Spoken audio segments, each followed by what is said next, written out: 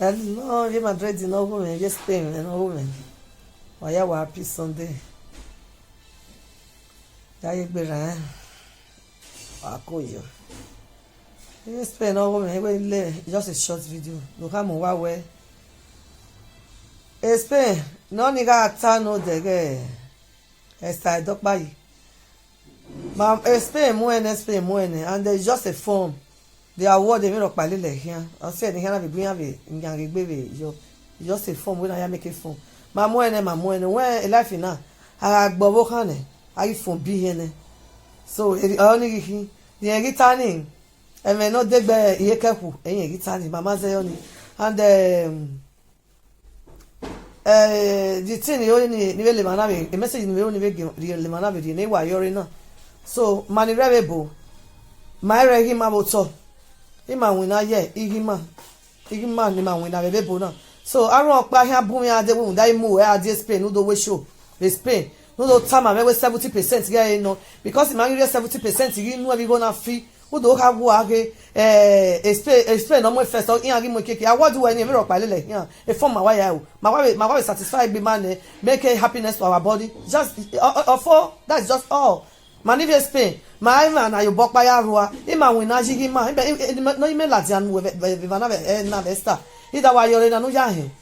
Nuya 6 o'clock a yazo Vienna, in other lovie. Can the way me ya. I think it was to hate a yalovie. You have a urina. Nuya where irregome voto, or said I will made the video na bed Nigua where ime die urina. Where I hear when I saw. Kakebe kuomo no muhiani no rie camera iria polele we hia ya regolele we hia gbe no reja iralele we hia motai hi I love that one of Madrid otai no ralele we hia ni no wa ralele we hia because wa ra me the first ticket in ire giwa wa ma de instantly ya the ticket of it nuwa wa be wa 70% we go na fi iba yebelele na yebe we ni wa high na the 50% na yebe the nuwa why me na we when the reasons ne Spanish yamo ne Spain yamo thought how we not give a result no give a result it's just a warning when why ko wa be na when wa bo yen na we na wa egbewo wa take a video ni wa argument la no time Spain o zen wa do no time the whole war o zen wa be ku wa ke ko mo no mukian no wa do Spain agbanya le ejenra le hian no iwe ile ma na do time we ire go me to amaya ni rebebo ma regi ma wo to wa my regi ma woto we hear me ti wa re under 1 month no do your choir see ekpa you understand wa gba lo kwa no ya si go pa ya win a fabrica when the jeje bari no mo wa re fabrica I mean Monday Tuesday Wednesday Thursday Friday before I can arrange of a weekend why I gbe the pampers here the donisa ipa onisa igo ni wa be daji ni wa make that re bun ire do me no go me my ya ni rebebo pakimara wa be gbesta the destiny mama mi ni ayare if ni ayare yan ya ri owa because my regi ma woto ma we dan jigima Ima wina yigima won no go no tuna ya ebe de ye da yore na I win na 6 o'clock ya so bobo bie na ire go me voto wa do ra me Spain even wa do ra me Spain na be won kokko ti aka gbe Berlin Esther is just a warning any pen from you ya ladi anta me the whole war o zen wa document of Spain warning is just a warning wa ladi on pa ladi gba sen won na mi no ka wukin tó gbé ambassador tó gbé mọ́rẹ́ o Useni Moseo Dogbiyare o Ambassador Gyowo kan winu pone o. Yes, so let's go there. Today is a day of sagalicious and sagalistic. This morning I want to discuss one ambassador at Orekia, ambassador Biaga, ambassador beggar, social media beggars, social media fraudster, ambassador Biaga. You work in Who work no girls will. You know you play voice recording going on. Or where? You know give God. Who don't big. You understand? We not be big fish, we be small fish, but we get sense. Now that sense, now we did overshadow now. Ambassador Biaga. Now, Ambassador Mr. Chief you talk about Chief Roland Ehoy. Chief Roland Ehoy. Ewa we Chief Roland Ehoy. Amada, Orima. Chief Roland Ehoy. Izobo Igbada. Chief Roland Ehoy. Chief Roland ego iso gbegbe iba bo mangila wa gbe na ameya wa fi no ho no tinya bia be na rien no worship bia be na rien mudi la lobo. I believe you say you don't hear the news. I mean, you never hear the breaking news. It's a breaking news. It's a breaking news. There is never a way. No, here you are. Ambassador, I'm here with you. What you can have the map will tell you. Yeah, it's a logo of social media. Very logo, you might logo it. We are the one now. Ambassador, you go Nigeria. If you get, it's not you be big fish. Ambassador, I'm going to challenge you now. If you really know, say you be big fish, buy ticket when you go Nigeria. Buy ticket when you go Nigeria. Why you not come out again? Baba with this smile. One of they give me love. Baba with this man. Baba with this man. You try Baba with this man. You go enter Pepe. Pepe ola. Baba ola must la wegbe. Umana down do so. Umana gano do be. Umana gano ti meno adazoma sisi. Uya post bi yolo una ne ko mari ade we soma. Uya post the Facebook my children. La down the way life video no time agbon. What is happening to you right now? What Baba with this man has put you into? I told you, don't let the pants, don't let your pants fight you. If your pants fight you, you will be disgraced for the rest of your life. The pants that cover your nakedness, if you become your enemy, you will be disgraced. I warned you, Ajabo. It isn't a joke. We won't joke, you know. You cannot be your way. Come on, be millionaire.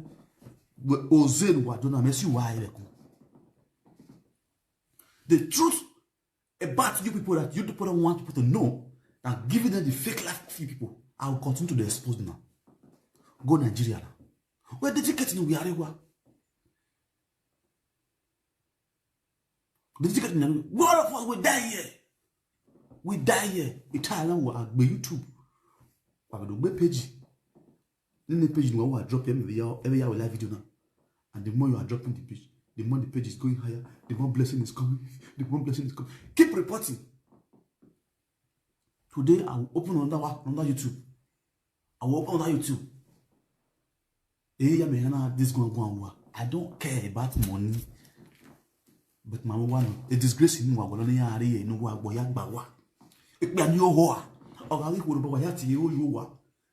when I started insulting the men now, people are coming. Oh, yeah, fire down. You will know what in bell. You won't get what in bell.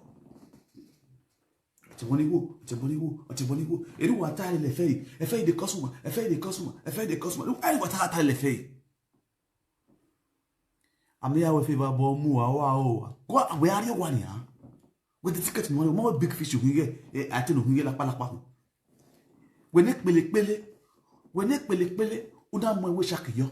When it pele, una mwe we shak una mujo bri. Ya mi we go webu. Iye menogi, meno adazoma siesi. Oh, iye nogi, iye ni musi. Wa go wa. Enogi. Nek bodio we. Enogi. Ita any time we naso owo kan. Ku ke kworo no mu yuo wa. Owo kan e wa ri. Ku ke naja wash. Owo kan wa ri. Understand? A ban au cours en soin. I'm not about this man who are dealing with live now. You will see me live and direct now. Understand you now? You will see me live and direct now. A court in Mariana. You know, get ready and meet me in court. Yeah, I'm away. And man, woman. And I was coming. I was not dedicate no day. And I was dedicate. On dedicate no day court. You understand? I must use you now to move for the social media. Both the blogger will decide you Naija Wash, both you will be Nogi, and your wife. All of us will meet in court. Why not about this man? Get ready, you. If your boy you hold your account. Understand?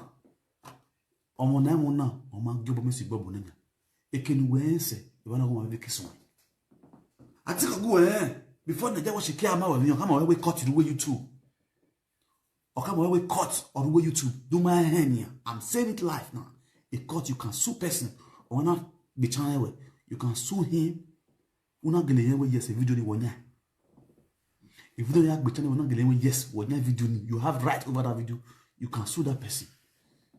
So a video ni ya strike me ikawa anase na because ya sworn I will not look back. Wa no who are involved in video no ya strike me. When I'm about way, it not go easy and the truth. It not go easy. Now see the other side of Papa with this man. You get where? When he go one, when he go, because I was setting there, I see I didn't see you. On now mat for Facebook. No give do my ya nena Naija watch na say Messi. My video no get Naija watch no come away. Naija watch guys a record YouTube now. When Naija watch when matter what you record. You record. So we are still going. Okay. So Inogi, get ready. Yeah, why we solar down? Yeah, send you a minute. Why we solar down? Why we solar down? You will cry out. Man, you will cry out. You are going to cry out. But that with a smile, I tell you, you'll be small boy. Okay.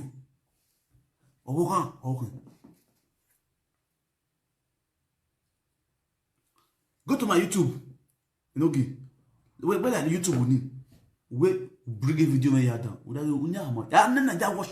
Let Naija watch no ma we mi kakabo. Ya boy rama we no ma we mi. You are a small boy. Owo na wo o merendere. Ku we kajik bako owo kan wa ren. Ya na Naija watch we no ma we. A video me is all intact. You understand? All intact. This is time for battle. No be a money egba you do it meroe. No be a money egba you do it meroe. Managa mo ko wa kini. Wa ma na mi ma tamoro. I prefer I enjoy evil. What you people enjoy, you derive doing evil. You enjoy doing evil. You benefit from doing evil. Until you people live a normal life the way other people they live. If you get $1 alone, let them know so $1 you get. When man why a big fish, why AliExpress, or where a twist in over a Laura, AliExpress when I see look on what I should do. Do you want me to give you? I should bunk anchor format. I should bring that format for you. Those clothes where you they show, say you go back for Laura, say I say they fine, they fine. May I show you how much they sell for AliExpress? I be don't say with the other things online. Those your clothes. You don't gear man when you gonna yak him AliExpress. Then you gonna yak him a Wish, a China. Why I live video want to make him out. You want to do your thing cool level. No, you go see me, you go really know say a boy now, on one down. What whatever you do, I tell you no me or say again, a boy now one down. Man, understand? When we give when do voice record do it. Yeah, we know.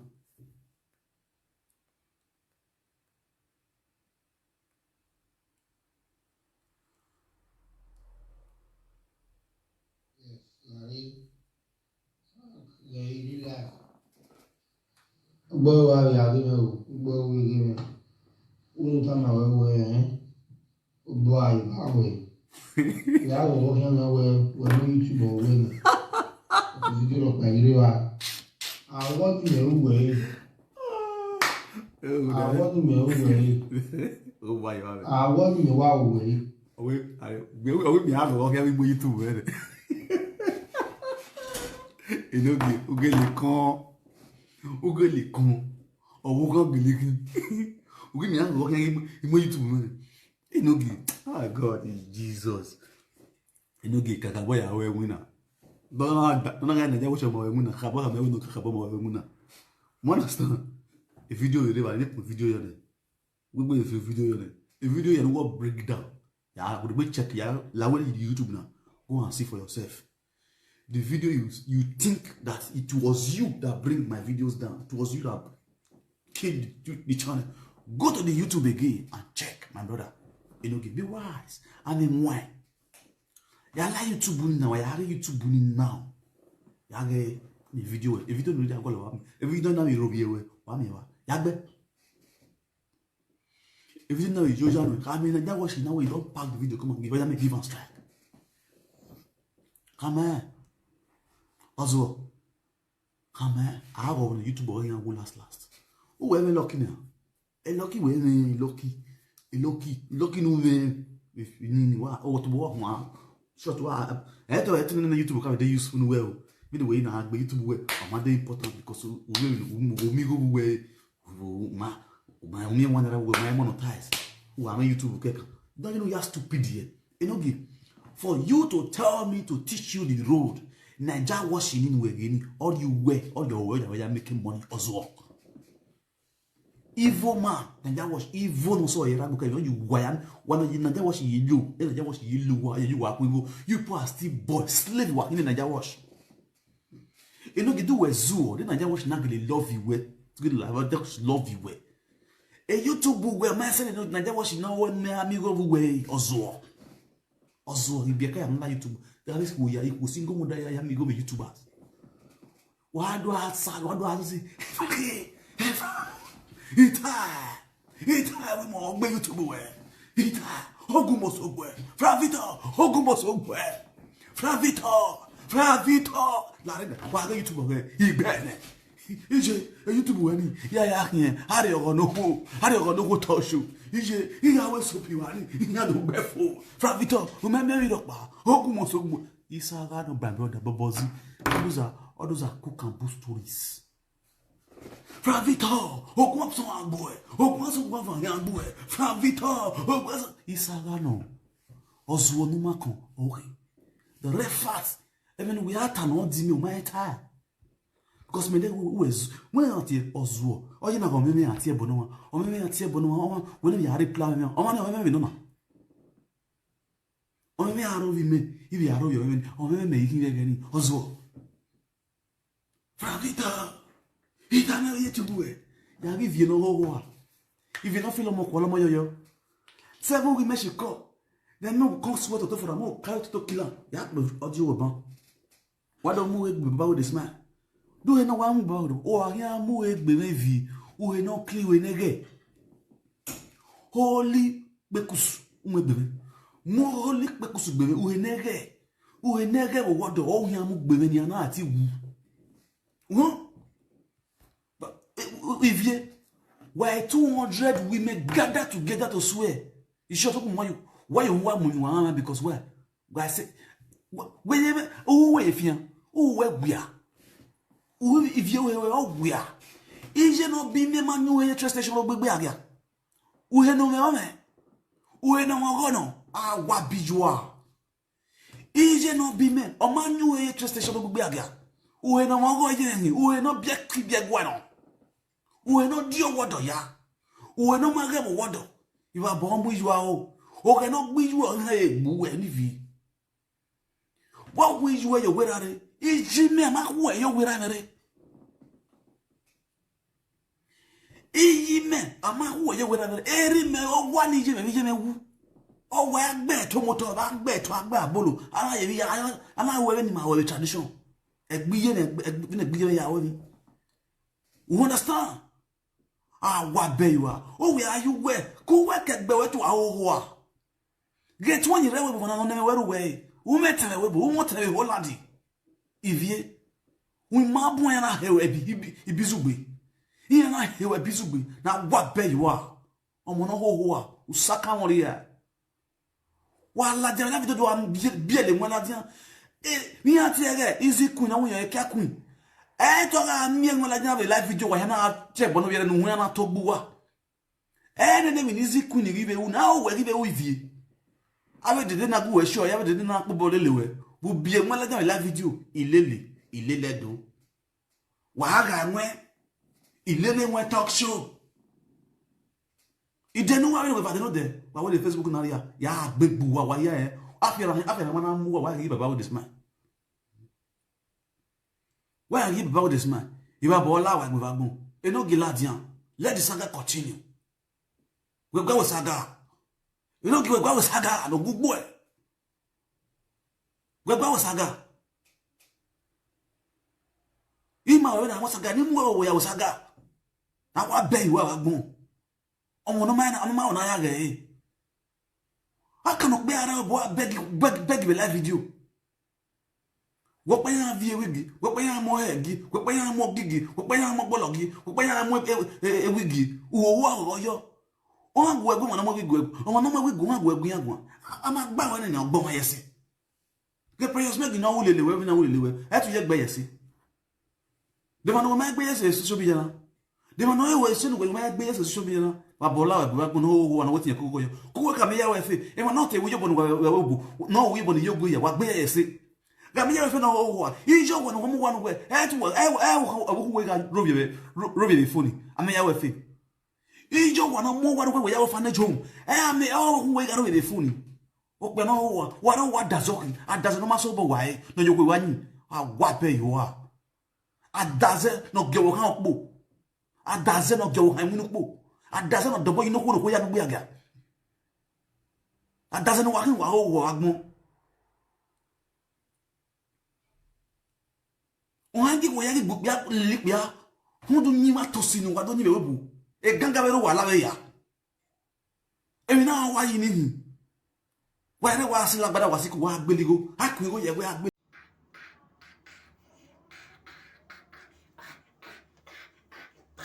and one time people God bless you all for my little subscriber. God bless you. This is Social Media Wahala to be shining. Please, if you have not subscribed, can you do me a favor to hit the button and notification bell when you follow wherever I upload? Go they make bangana for your phone. And you want to they now you they drop different story, different story. Anyway, when you fair, you go find out here for this Social Media Wahala. We know they lie you. Now what you wish now they talk. Shall not be live channel at all. And the latest of more games now they break up from here. So say you never subscribe on, press the bell when you follow. Say this the video they make bangana. Get the yellow for your phone. I love you all. Watch the video till the end and see you in my next video. I only drop different unbongo story. Like with the naka, like with the hamburger, all the other type of English with the fan. Everything. If they drop for you, I love you all. Oh, you see my mat, my people. If you want your list to be like this, just contact Sharon Stone on live. You will get any type of cream you are looking for. Love you all. I don't come out. I know the vessel. Now this truth now they speak from my mouth. Brother, woman not get belly. You dey feel say you want that. You dey love her, I love you, I love you. If I not manage you not that. Brother, woman get belly, you know what they love her. You are a mama. You brother again. Woman never born. You dey love her. I love you. If I not marry you not that. As the woman come because you love the pikin, don't love the woman again. You be mama. Abu we no nia. Be nice one. Damu ara ifi mu gbo. Sabi ma wu onyo. Wo ni mo jilo a ejile. Ejile we mu yo ko ni. Oko ni mi ada mi apian gba ba won ni ya biele kwa musa. Salo kwa. Omo wa de ko ma ngeto uhege ekworo poto ekworo oye kworo uhe ekworo no amwe ba no ikebe ero ikebe ogboba telawe ikebe o ikebe no ti ha mi na ya ha yemwe na ya tu to kyo papa breast no mu mu hia papa breast papa ewe papa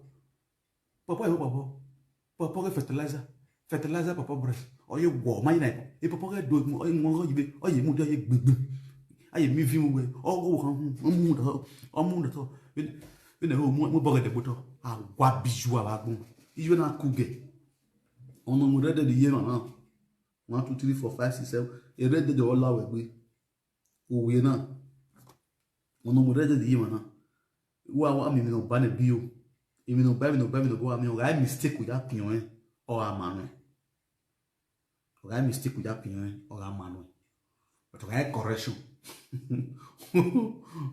hatred we have pion why is the period the stop the period you ask for emotional stop what that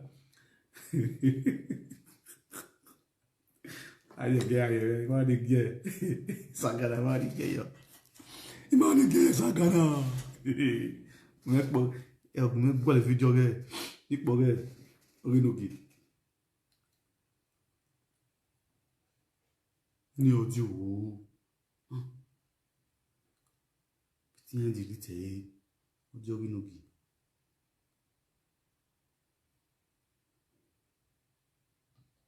truth, you not will ever kill you. Like your truth not will ever kill you. Amen. Any man, any woman will say he will kill you, will fire the person. Amen. And the person family generation will destroy. Amen. God bless you.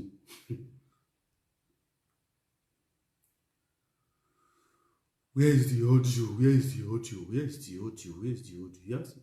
Mon Dieu needs you.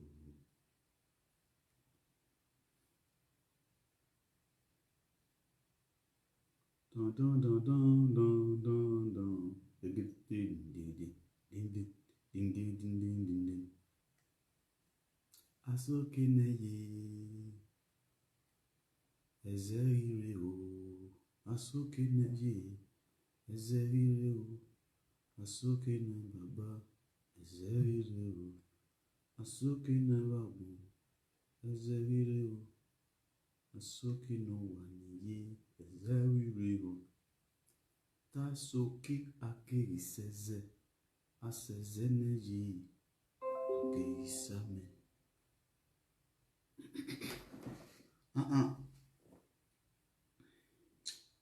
So quelqu'un m'a lancé des vidéos. Une vidéo, on delete une vidéo.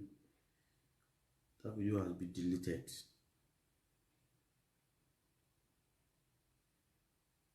It has been deleted. Supposed to restore the video.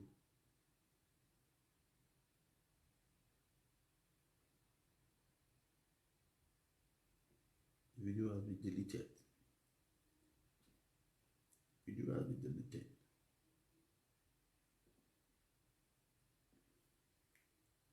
Enogi, oh God, you get go coming. Wo ya gbe YouTube channel. Wo we le live video. Do ta we wo gbe. O do ya brag, na ya go wo gbe. You understand? Ya ge wa, when e mo kan ya wo re no ge e. O ge ya brag ni o gbe. After bragging, never yes, but now you the run now you be this one, now you be this one. Okay, fine, good. You marry more.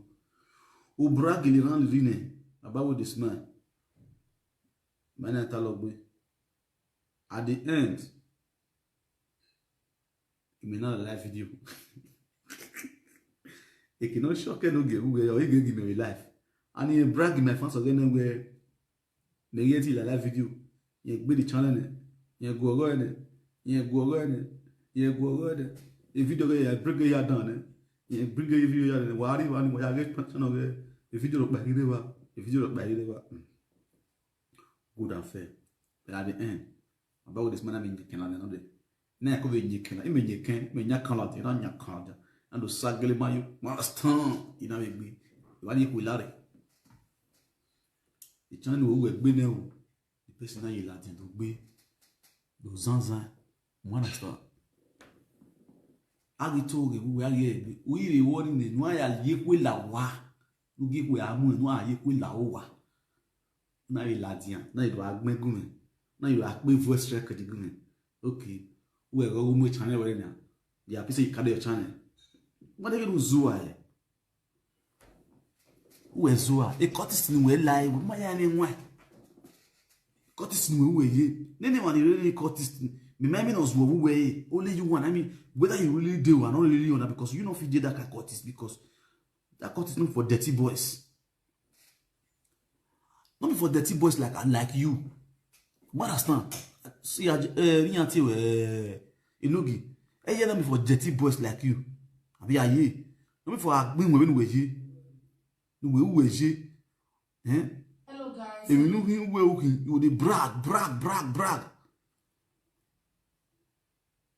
I just imagine, I don't know, because wow, can work by wife.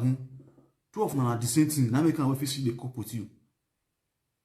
The same category, wife, talk about wife.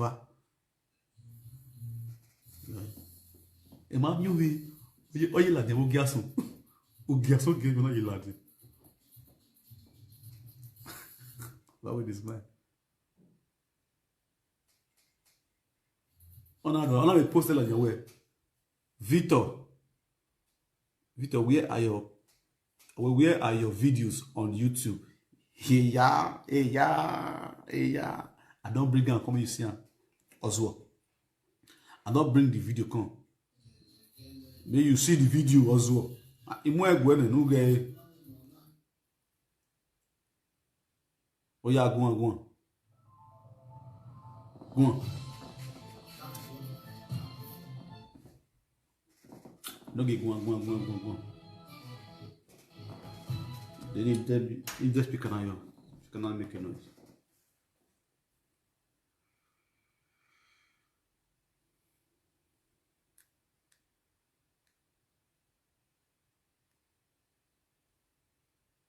No get mutane etalobu. Oya go. No get gumago.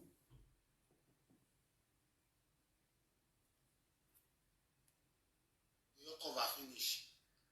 More you be way. You go make No say what? Yeah, have a move.